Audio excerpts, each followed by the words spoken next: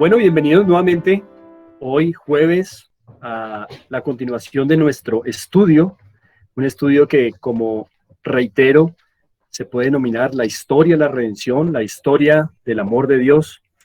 Y ahora hemos llegado a un punto importante en nuestra historia, porque el pueblo de Israel está en el Sinaí, ha aprendido dos cosas importantes y ahora va camino hacia la tierra prometida. Una tierra prometida que está en el contexto de unas promesas que Dios le ha hecho a Abraham. Recordemos las tres promesas. Dios le daría una tierra a él y a su descendencia. Dios le daría una descendencia muy grande. Y de esa descendencia, tres, Dios enviaría al libertador. Un hijo que bendeciría a todas las familias de la tierra. Ahora bien, esa tercera promesa realmente, aunque se le dio a Abraham y fue enriquecida de significado, no obstante, esta es una promesa que viene desde el mismo origen de el pecado. En el momento en que Adán y Eva pecan, se precisa la promesa del libertador. Y es precisamente sobre ese eje, la promesa de este libertador, que estamos viendo toda la historia que se va configurando progresivamente y que cada vez más se va enriqueciendo de significado. Eso es todo lo que hemos estado viendo, cómo la redención, cómo la salvación de Dios para con el hombre gira en torno a la promesa del libertador. Ahora bien, recordemos que el pueblo de Israel en el monte Sinaí ha aprendido dos cosas importantes. Uno, ha aprendido la gravedad de su pecado, por la cual morirán eternamente en el lago de fuego. Pero dos, han aprendido a través de el tabernáculo que pueden ser salvados acercándose a Dios a la manera de Dios. Eso es algo muy importante, porque no es que antes de Israel las personas no supieran cómo ser salvos. Siempre recordemos que ha habido un cordero sacrificial que Dios ha dispuesto, un inocente, para morir por el pecador. Pero ahora con el tabernáculo, ustedes pudieron ver cómo Dios ha detallado paso por paso, parte por parte, todo lo que haría el libertador venidero. Desde ser la única puerta, entregarse por el pecador, limpiar al pecador, concederle acercarse a Dios hasta llegar a su presencia. Todo lo cual queda ejemplificado en el tabernáculo.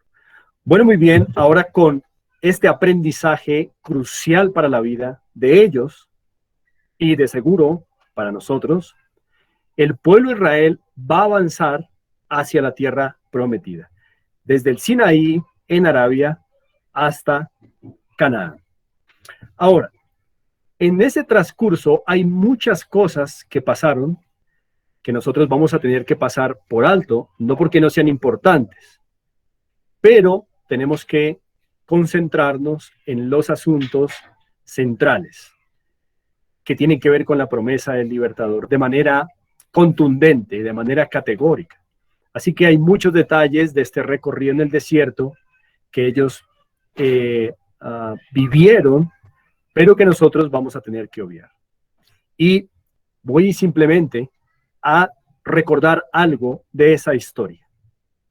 Antes de ellos entrar a la tierra prometida, Moisés organiza una expedición con 12 hombres, uno de cada tribu, para que reconozcan la tierra de Canaán, es decir, la tierra prometida, donde van a ir a vivir, la tierra que van a conquistar.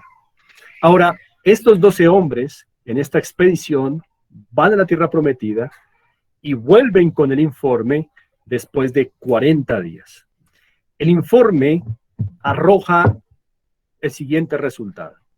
De parte de 10 de los 12 espías, es decir, los que fueron a la expedición para reconocer la tierra prometida, estos 10, su reporte es muy negativo.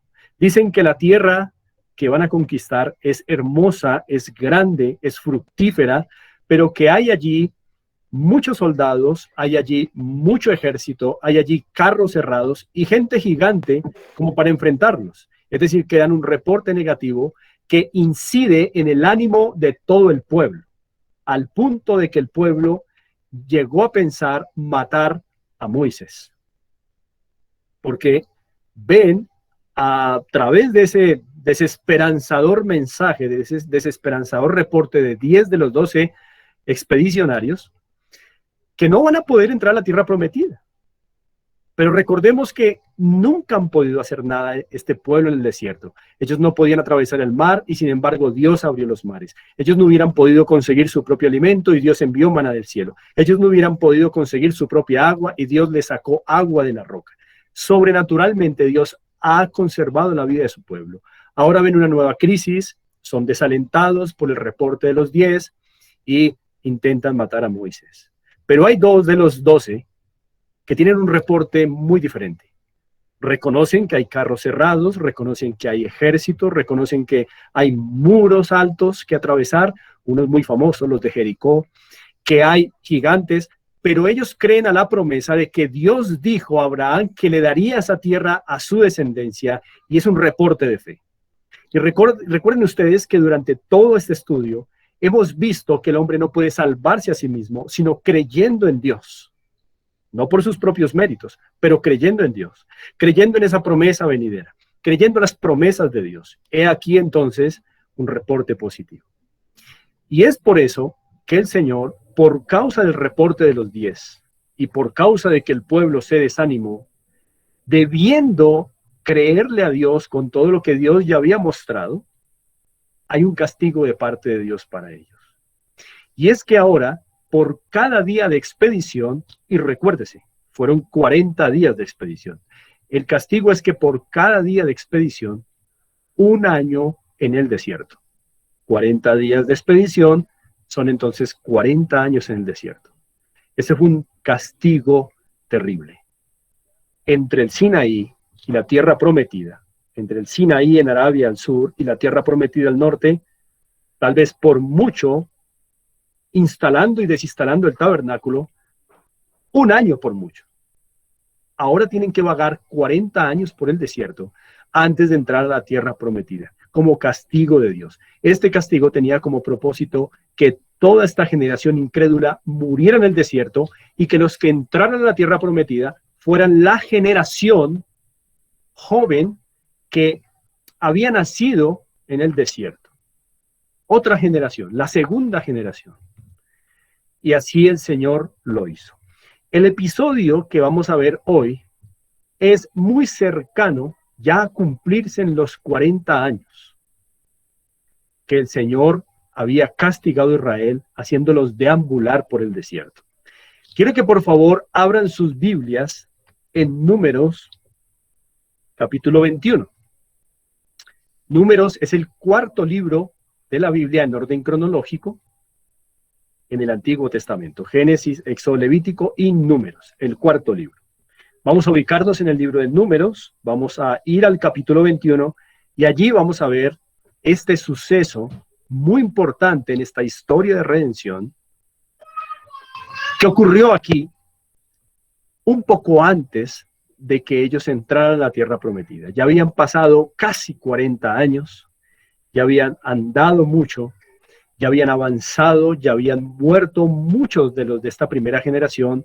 Ahora los de la segunda generación que nacieron y crecieron en el desierto están listos para entrar a la tierra prometida. Pero este episodio es importante revisarlo. Números capítulo 21. Quiero que me confirmen, por favor, si están allí. Sí, pastor. Perfecto, Números 21. Nos ubicamos en el versículo 4, que se titula La serpiente de bronce. La serpiente de bronce. Vamos a ir mirando poco a poco. Versículo 4 dice así: Después partieron del monte de Hor, camino del Mar Rojo, para rodear la tierra de Edom, y se desanimó el pueblo por el camino. Lo que ustedes están viendo es que continuamente el pueblo ha estado experimentando desánimo cuando tienen sed, desánimo cuando tienen hambre, desánimo cuando ven una dificultad, en fin. Y eso que ustedes están viendo acá es un nuevo desánimo de los muchos desánimos que el pueblo tuvo por el camino. Ahora, son injustificados por un lado, a la luz de toda la historia de Israel desde que salieron de Egipto. 10 plagas en donde vieron los israelitas la mano poderosa de Dios a su favor y en contra de los egipcios. Un mar abierto milagrosamente por donde pasaron ellos y sus hijos. Comida del cielo, pan del cielo, agua de la roca y muchos otros milagros que se reportan en este tiempo, el Señor conservándoles aún el vestido, aún sus sandalias, cuidándoles, viviendo en medio de ellos en el tabernáculo. Pero, por otro lado, muestra la incredulidad natural con que el hombre ha nacido después del pecado de Adán y Eva. Todos hemos nacido inclinados al pecado. Desde el vientre de nuestras madres, como ya hemos leído en lecciones anteriores, venimos con pecado. Venimos siendo pecadores. Y nacemos ya inclinados al pecado. Y ese pecado se muestra con incredulidad a Dios. Y ese es un problema de ellos, es un problema de nosotros también. Verso 5. Miremos la reacción ante ese nuevo desánimo. Números 21:5. Y habló el pueblo contra Dios, noten, contra Dios, cuando Dios había mostrado tantas maravillas. Y habló el pueblo contra Dios y contra Moisés. ¿Por qué, preguntan ellos, por qué nos hiciste subir de Egipto para que muramos en este desierto? Ya llevaban casi 40 años deambulando como consecuencia por su pecado. Pero ni un solo día a Dios les faltó con el alimento, con conservar su vestido, con conservar sus sandalias, con su cuidado, con su protección. Sin embargo, ellos insisten otra vez que fueron sacados de Egipto para morir en el desierto. Hay una ingratitud, pero más peligrosamente una incredulidad, más crónicamente una incredulidad de parte del pueblo de Dios. Dice así: pues no hay pan ni agua, y nuestra alma tiene fastidio de este pan tan liviano. Se están refiriendo al maná. Ellos quieren otro tipo de comida. Y por supuesto que en la tierra prometida había otro tipo de comida. Pero ellos dieron crédito al reporte negativo de los 10 expedicionarios que dijeron no podemos entrar, cuando Dios ya había prometido esa tierra. Lo que sí hicieron los otros 2 expedicionarios, decir, está difícil entrar, pero vamos a entrar por la promesa de Dios. Aquí hay incredulidad. Así que ellos mismos hicieron que las condiciones se agravaran para sus mismos familiares, para sus propias vidas, porque hubieran entrado pronto a la tierra prometida, pero ahora habían vagado 40 años por causa de su pecado. Y por supuesto, 40 años comiendo el mismo pan, dice, tienen fastidio. Aún así, Dios nunca les faltó con ese pan. Ahora, miremos el juicio de Dios, porque recordemos que siempre el pecado es juzgado por Dios. Verso 6, dice así: y Jehová envió entre el pueblo serpientes ardientes que mordían al pueblo, y murió mucho pueblo de Israel. Esta fue una de las varias grandes mortandades que se registran durante estos 40 años en el desierto. Episodios muy tristes, como consecuencia del pecado, porque recordemos que Dios es santo y no admite al pecado ni al pecador. Pero también es justo, castiga al pecado, castiga al pecador. Y aquí vemos la muerte como castigo por el pecado, que es lo que siempre hemos estado viendo después de la caída en pecado de Adán y Eva. La muerte es la paga del pecado. El Señor lo dijo incluso antes de que el hombre cayera en pecado: si comes de este fruto, ciertamente morirás, del fruto prohibido. Siempre el pecado traerá consecuencias, tarde o temprano. Y al final, consecuencias eternas, a no ser que hayamos acudido a la única provisión de Dios para nuestra salvación. Así que aquí tenemos el juicio de Dios y esta vez son serpientes ardientes. El nombre ardientes no está claro si se refiere a una especie particular de serpiente o si se refiere a las consecuencias de la mordedura de esta serpiente en particular. Lo que está claro es que esta serpiente, o más bien su veneno, su mordedura, era letal. Porque dice el versículo 6, y murió mucho pueblo de Israel. Es probable que este es un veneno que operaba rápidamente a través de las arterias y que causaba un colapso rápido en la persona, hasta llevarle a la muerte. Así que este juicio está mostrando que el hombre debe morir por su pecado, que las consecuencias del pecado al final siempre son la muerte, mientras que las consecuencias de creerle a Dios, la vida.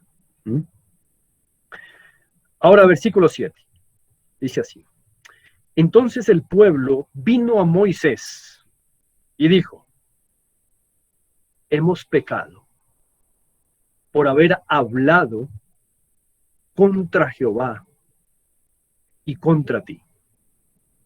Ruega a Jehová que quite de nosotros estas serpientes. Y Moisés oró por el pueblo. Notemos que en el versículo 7, ellos entienden que han pecado contra Dios, lo que significa que hubo una confesión y un arrepentimiento. Dice: hemos pecado por haber hablado contra Jehová y contra ti. Ellos reconocen su pecado. Este es un buen punto en la búsqueda de Dios. Reconocer que hemos pecado contra Dios. Y es lo que vemos en el versículo 7. Ellos reconocen que han pecado y buscan a un mediador entre Dios y los hombres, que en este caso es Moisés, para que ruegue a favor del pueblo. Y la respuesta a la oración de este intercesor o de este mediador, que es Moisés, en el versículo 8 es: y Jehová dijo a Moisés: hazte una serpiente ardiente. Es decir, que ahora Moisés tiene que diseñar una serpiente y lo tiene que hacer con base en las serpientes que Dios envió para matar al pueblo. Es decir, debe ser una réplica en bronce. Dice así: hazte una serpiente ardiente y ponla sobre una asta o sobre una cruz. Y cualquiera que fuere mordido y mirare a ella, vivirá. Y dice el verso 9: y Moisés hizo una serpiente de bronce y la puso sobre una asta o sobre una cruz, y cuando alguna serpiente mordía a alguno, miraba a la serpiente de bronce y vivía. Así que tenemos que ver algo aquí muy importante en estos dos versos, entre los versos 8 y 9. Recordemos, la respuesta de Dios a la intercesión de Moisés frente a la confesión y el arrepentimiento del pueblo es que Moisés tenía que hacerse una réplica en bronce, como dice aquí el verso 9, de las serpientes que Dios había enviado para morder al pueblo. Y que una vez hecha esta serpiente debía colocarla en una cruz. ¿Con cuál propósito? Que todo aquel que fuere mordido por estas serpientes, y lo que nos da a entender esto es que Dios envió realmente muchas serpientes. Parece que fue una plaga de serpientes. Cada vez que alguno era mordido, debido a lo que parece ser una mordedura letal y de efectos prontos, tenía que mirar. Y esto es importante, porque noten que la orden no es que los israelitas mordidos se esforzaran para acercarse a la cruz y tocar. No, la orden es mirar, no tocar, mirar. Tocar la serpiente hubiera implicado que Dios le demandaba al pueblo un esfuerzo, y si, como podemos observar e inferir del pasaje, esta mordedura causaba un impacto casi inmediato, causando la muerte, era muy poco el tiempo que le quedaba a una persona realmente para poder acercarse a la cruz, allí donde estaba la serpiente de bronce. Así que la orden es mirar, no tocar, mirar. Tocar, reitero, hubiera demandado del pueblo afectado esforzarse e ir, pero en el esfuerzo seguramente muchos morirían. Así que sus propios esfuerzos no servían de nada, solo mirar. A nosotros nos parece que esto suena a locura, solo mirar. Pero esa es la orden del Señor, no tocar, mirar la serpiente. Quisiera ponerlos en contexto con una imagen.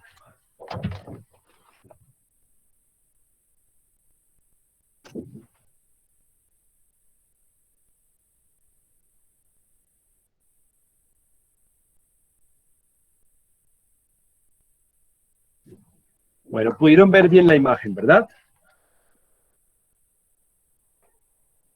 Sí, pastor. Perfecto. Esta imagen que ustedes vieron muestra cómo pudo haber sido ese momento en el que Moisés hizo esa serpiente de bronce y la colocó en esa cruz. Ahora, recordemos, mirar, no tocar. En este sentido, mirar es un acto de fe. Tocar implicaría mis propios esfuerzos, mis propias obras. Pero precisamente Dios siempre intencionalmente ha querido enseñarle a su pueblo que ellos nunca podrán ser salvos, por más que se esfuercen, no podrán ser salvos. Aquí esto está muy ricamente ilustrado con el hecho de que cuando eran mordidos por la serpiente, ellos quedaban incapacitados para moverse. Si lo intentaban, morirían en el intento. Solo mirar. Y una vez más, el Señor reitera a su pueblo que ellos no podrán ser salvos y vivir eternamente después de morir físicamente si intentan ganar esa salvación en sus propios esfuerzos, haciendo cosas buenas, loables, incluso que impliquen mucho ánimo y mucho esfuerzo. Morirán. Porque el hombre es pecador y Dios nunca ha aceptado nada que le ofrezca a un pecador. Lo único que Dios recibe de un pecador es lo que Él mismo da al pecador para que el pecador se lo dé. Por eso recordemos, cuando Adán y Eva pecaron, ellos ofrecieron una posibilidad de perdón con las hojas de higuera. Fueron rechazados, pero los aceptó vestidos de pieles porque fueron las pieles la provisión de Dios. Es decir, que Dios siempre acepta al pecador para ser salvo eternamente cuando éste se acerca en la provisión y en los términos de Dios mismo, no en los términos del hombre mismo. Es por eso que Dios no le ordena en Números 21, 4 al 9, particularmente en el verso 8 y 9, no le ordena al hombre tocar la serpiente de bronce, esforzarse para llegar y tener la vida. No, porque Dios nunca ha dado al hombre la idea de que él puede salvarse por sí mismo. Solo mirar. Y esto es precisamente todo lo que hemos venido enfatizando y que está rodeando esta promesa del Salvador. El hombre debe mirar al futuro. En el caso de estas personas del Antiguo Testamento, a ese día cuando llegue el libertador prometido. Mirad allí.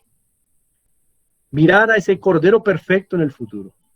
Mirar esa obra que haría para salvar a los pecadores. Mirar es un acto de fe. Mirar es un símbolo de fe en las promesas de Dios. Y por eso el Señor aquí en este episodio no manda a ellos que se esfuercen para tocar la cruz ni la serpiente de bronce, sino les manda solo mirar. Mirar es un símbolo de fe. Mirar hacia esa cruz. Mirar hacia ese libertador venidero. Mirar hacia ese que va a dar su vida para que los pecadores puedan ser salvados. Ahora bien, debo decir algo, y es que la cruz es un símbolo de maldición. La Biblia dice, maldito todo aquel que muere en un madero. Es precisamente lo que está pasando acá. Dios manda a Moisés colocar la serpiente de bronce en el madero como símbolo de que en ese momento, en el madero, todo lo que hay es maldición. La maldición que debería caer sobre el pueblo, recayendo en el madero, recayendo en la cruz. Por eso era posible que los que miraban a esa cruz, a ese madero, vivan. Era posible que ellos podían vivir si miraban a ese madero, porque la maldición, la ira de Dios, la muerte estaban recayendo sobre el madero. La maldición estaba allí sobre el madero. Y los que miraban era como si ofrecieran un cordero sacrificial, solo que esta vez ese cordero era maldito allí en ese madero, en esa cruz. Esto es muy importante y significativo. Por eso reitero, no tocar la serpiente de bronce, mirar, un acto de fe. Así como se le demandó a Adán mirar hacia el futuro, a través de esas pieles que tenían, cuando vendría ese libertador a hacer una obra de redención. Así como a Noé y su familia se les mandó mirar a ese libertador venidero en el futuro, como esa arca de salvación que sería la única puerta de salvación para que los hombres pudieran eternamente vivir con Dios. Así como el pueblo de Israel, allí cuando Dios estaba pasando, matando a los primogénitos, pero ellos miraban con fe a ese libertador tipificado por un cordero cuya sangre derramada fue untada en los postes y en el dintel. Y ahora estos tienen que mirar a esa cruz para ver salvación, para ver redención, no tocarla. Y quiero que me excusen si soy reiterativo en esto, no tocarla, porque hubiera implicado que enfermos de muerte podrían hacer algo por ellos mismos. Dios quiere dar una importante lección. Nadie que esté mordido por el pecado, nadie que esté infectado por el pecado, desde antes de nacer, puede hacer algo por él mismo para ganarse su vida, para ganarse su salvación. Por eso este momento es importante como lección para Israel. Y solamente podían, con la posibilidad que Dios les daba, ver a ese que estaba muriendo en el madero, a ese que estaba llevando la maldición del pueblo en el madero, y entonces podían vivir. Este es un episodio impresionante, es un episodio importante en todo esto que hemos estado viendo, porque ahora el pueblo puede vivir solamente por causa, primero, de que Dios en su gracia, en su bondad, proveyó una manera de salvación. Y es que la serpiente fuera maldita en la cruz para llevar el juicio que merecían ellos. Ellos solo debían mirar para obtener la vida que no merecen, pero que Dios en su abundante gracia, en su gran bondad, les va a conceder. Leamos el verso 9 una vez más. Allí de Números 21, dice así: y Moisés hizo una serpiente de bronce y la puso sobre una asta, y cuando alguna serpiente mordía a alguno, miraba a la serpiente de bronce y vivía. Podemos con esto hacer un recuento de la provisión de Dios para la vida del hombre. En Adán y Eva, recordemos, pieles de animal inocente, para que fueran cubiertos de su pecado y pudieran vivir por la justicia del Cordero, por la inocencia del Cordero. Luego podemos ver en la vida de Abel, en la vida de Caín también lo mismo. Un cordero como provisión para Abel. Un cordero que Caín rechazó, aunque se acercó a Dios, pero un cordero que Abel aceptó. Es decir, un cordero que hizo parte de la solución provista por Dios y con la cual Abel se alineó. Luego podemos ver en el episodio del diluvio la provisión del arca, una sola puerta de salvación. Solo los que entraran por esa puerta serían salvados. Y así 8 personas fueron salvas. Pero también la provisión de mayor cantidad de corderos en el arca para que estos animales se multiplicaran y siguieran siendo un remedio temporal para la vida del hombre. Con sacrificio y derramamiento de sangre y con fe en la promesa del libertador venidero. Luego avanzamos y vemos otra provisión importante, y es el Cordero de la Pascua, para que los primogénitos no murieran, para que los israelitas pudieran ser libres de Egipto, cuya sangre fue derramada y puesta en los postes y el dintel, provisión de Dios y el pueblo ajustándose. Luego podemos ver para la vida provisión de un camino derecho en medio del mar, provisión de un pan del cielo, un pan que descendió del cielo para la vida del hombre. Podemos ver aguas brotando de la roca en donde Dios mismo asumió el juicio, simbólicamente golpeado por la vara de Moisés para la vida del pueblo. Y aquí ahora vemos otra provisión importante. Una serpiente de bronce muriendo en una cruz, como símbolo de maldición, como símbolo de que está cargando la maldición del pueblo que pecó, para que el pueblo viva, ese pueblo que mira por fe. Y todo esto entonces nos recuerda que el hombre puede ser salvo solamente gracias a la provisión misericordiosa de Dios. Y es algo que ustedes también, así como yo, necesitan urgentemente recordar y reconocer. Ninguno de ustedes va a poder ser salvo en sus propias ideas, en sus propias obras, porque como hemos visto, la lección que Israel aprendió en el Sinaí es la lección que ustedes y yo también debemos reconocer. No cumplimos el estándar de Dios de cumplir su ley como Él lo ha demandado. No violar un solo mandamiento, ni una vez en la vida, ni externa ni internamente. Ustedes reconocen que no han vivido en ese estándar, yo lo reconozco, y por eso es que no podremos en el día final presentarnos delante del Señor y decir, mira, yo traté de hacer lo mejor posible, porque eso no nos va a servir para nada, porque o cumplimos todo el estándar, o alguien que lo haya cumplido perfectamente y que haya entregado su vida por nosotros nos puede salvar. Pero nosotros no podemos con ese estándar. Por eso, alguien perfecto, alguien inocente, que nos represente. Lo cual ha sido tipificado por corderos sacrificiales a la espera de la aparición del libertador.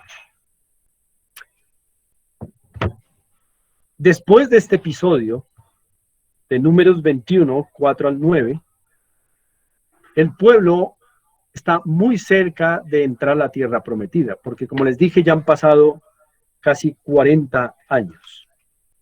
Y en Deuteronomio, vamos a ir al libro que sigue a Números, después de Números está Deuteronomio, ubiquémonos en el capítulo 9, Deuteronomio capítulo 9.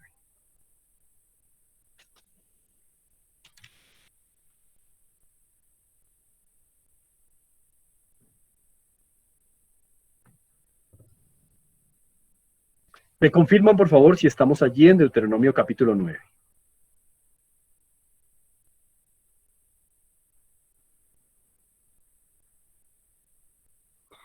Sí, pastor. Perfecto. El versículo 1, perdón, del capítulo 9 dice así: Oye, Israel, tú vas hoy a pasar el Jordán.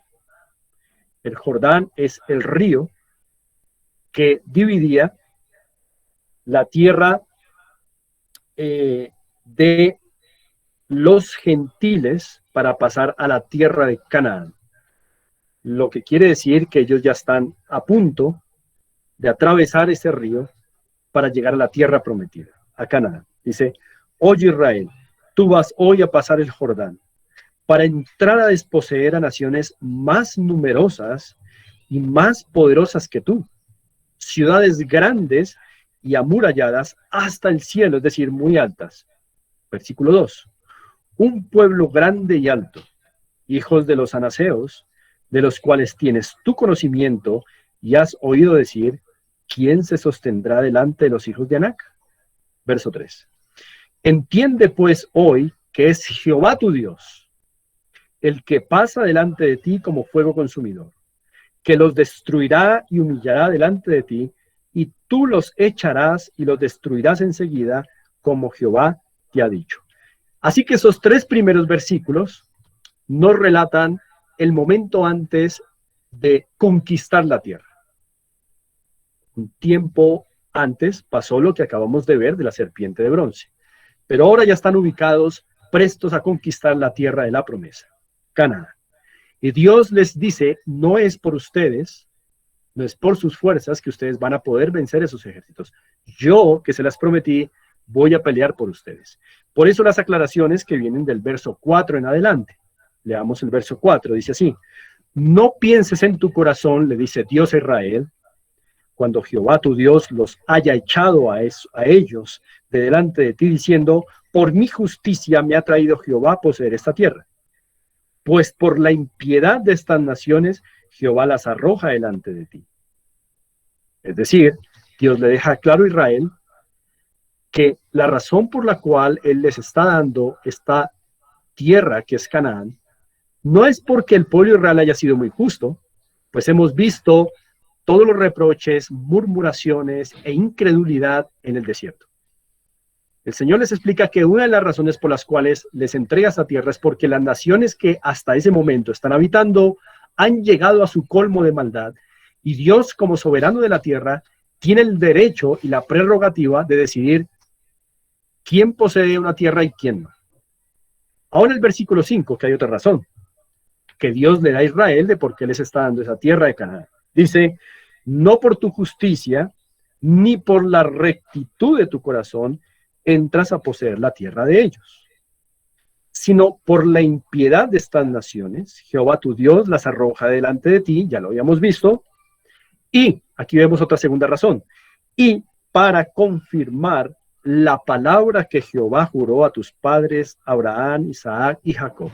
Recordemos que las tres promesas que Dios hizo a Abraham pasaron a su hijo Isaac, y luego cuando muere Isaac pasan a su hijo Jacob, y así a las 12 tribus. Así que la segunda razón es porque Dios va a cumplir una promesa que hizo años antes a sus padres, a Abraham, a Isaac y a Jacob. Y sigamos leyendo el verso 6.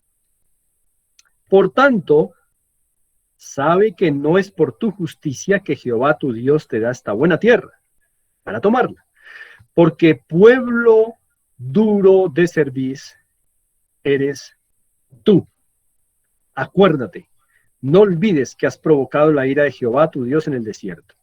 Desde el día que saliste de la tierra de Egipto hasta que entrasteis en este lugar, habéis sido rebeldes a Jehová.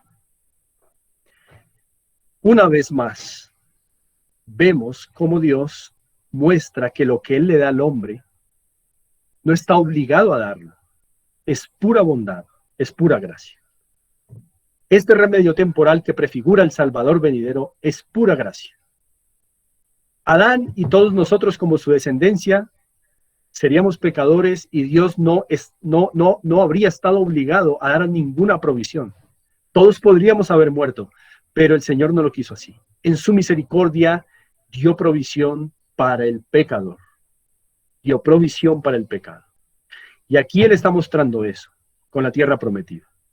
Yo la prometí, yo se las voy a dar, pero no porque ustedes sean buenos, no porque ustedes sean justos, no porque ustedes sean rectos. La gracia de Dios.